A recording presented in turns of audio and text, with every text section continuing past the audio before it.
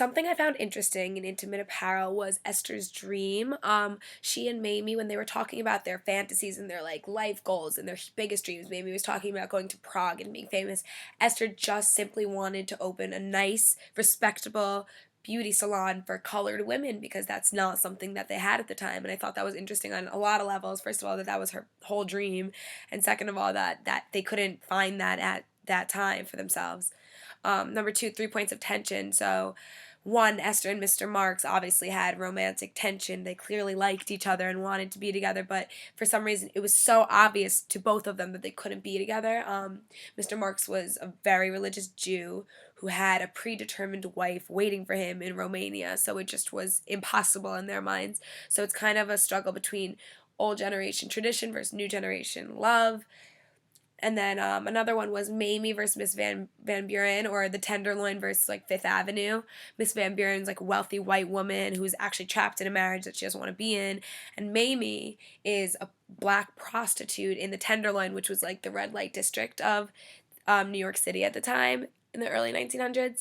And what's interesting is Mamie obviously wants the kind of life that Miss Van Buren has. She has all this money, and Miss Van Buren in like the second chapter says she wants the same exact like corset that Mamie had, so she wanted to look like Mamie. So I thought that was really interesting. They were almost jealous of each other.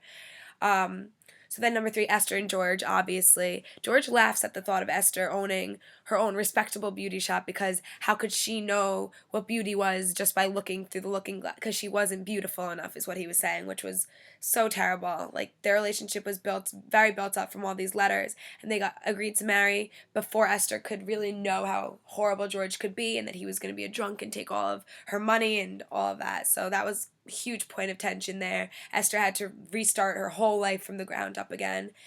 And so, yeah. Number three, in my opinion, intimate apparel resisted African American stereotypes at the time in the world of the play. In the early 1900s, most black people were direct descendants from slaves. And I guess white people didn't really take them very seriously because their ancestors worked for their ancestors. And it was the stereotype was that black people really did household tasks and like they were domestic and they devoted their entire lives to the white families they were serving and stuff like that. And like Mammy, like we learned about in lecture. And I think it resists it because Esther's very talented. She was able to make not a huge living, but she was able to make a living for herself up north by her artwork, which was not something that like was thought black women could be able to do. Mamie also, I mean, she's a prostitute, but she was making her own living and she was doing it all on her own. So I do think that it resisted regular stereotypes at the time.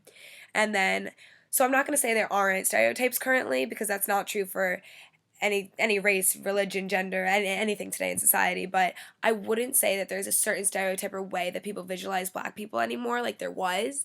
And I think Obama being president definitely has something to do with that, and stereotyping is definitely not as prominent.